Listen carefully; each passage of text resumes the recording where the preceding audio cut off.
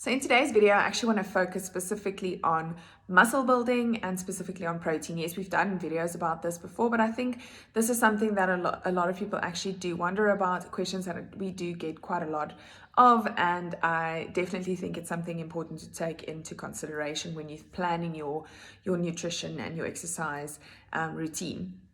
Now, before I lose some of you that maybe aren't that interested in building muscle, let me just make this really important point that it is really important for all of us to actually focus on and have a goal to build muscle in the body. If you aren't already, have excessive amount of muscle in your body, even then you can still build muscle if you do want to. But it is really important, and I know a lot of females tend to be a little bit more scared of building muscle, scared of the fact that they might look bulky or manly or whatever the case may be.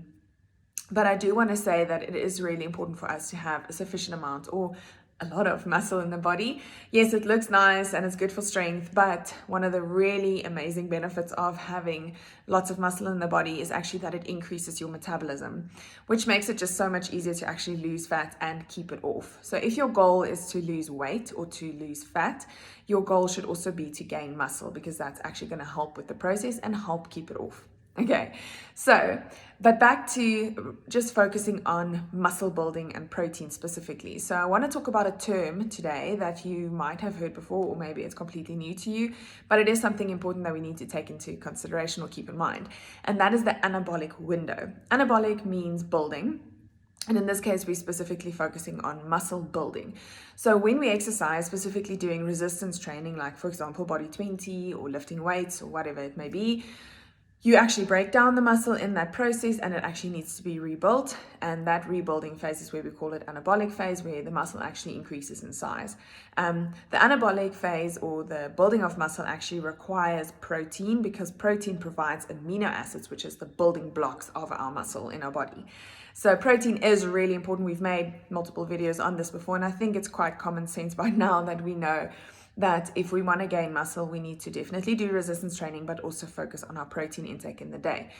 But anabolic window actually refers to the timing of protein intake and whether or not that is important. And I get this question quite often from, the clients that I see in practice and also through Body 20. And that is, should I be taking a protein shake after a training session, or should I be worried about, should I eat within an hour, or whatever the case may be?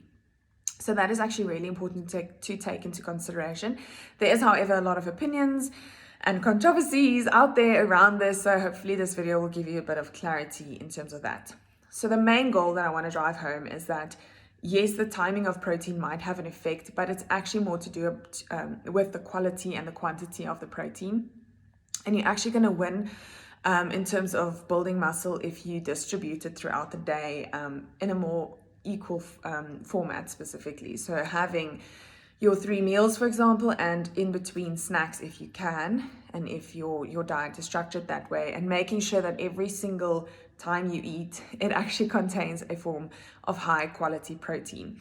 And it doesn't necessarily just need to be plant-based, animal-based proteins. It can be plant-based proteins as well. So it can be something like an egg or biltong, or it can be a protein shake if that's your choice, or it can be plant-based proteins like, for example, your a pea protein shake, or it could be nuts or seeds or legumes or tofu or chickpeas or soya or anything like that, for example. But just moving back to the anabolic window, there is this thought that we should be eating something at least half an hour after our training to optimize the training and optimize muscle building. And that's actually been shown to really not necessarily be the case. So, I mean, if you want to eat something straight after your training session because you're hungry and you feel like you need it, great, go for it. But don't feel the need to stuff your face with food and actually feel nauseous and uncomfortable if that's not really how you feel. So usually, if you can manage to eat something that contains a good quality and a good amount of protein within 2 to 3 hours after your training session, that would be sufficient. And then, of course, having protein throughout the day, that would be awesome. So the only thing that I do want to mention is, if you are training in a fasted state, let's say you didn't eat anything before your training session, then it might be a little bit more beneficial to try and get something that contains protein and carbohydrates in after your training session within an hour to an hour and a half of your training session, mainly because you are a little bit on the back foot seeing as you've gone into that training session without any fuel. And why I say that it's important to not just focus on protein but also carbohydrates is because we want to use the protein that you're consuming after your training session for building muscle and not for replacing the energy that you've used up in your training session. That's the carbohydrates job. So the carbohydrates will then replace the glycogen and the glucose in the blood that you've used up in your training session so that the protein can actually go to the muscle. So that's really where it, what it comes down to. So in a nutshell, it is definitely important to make sure that you are consuming protein if you are planning on building muscle, of course, together with your strength training or resistance training.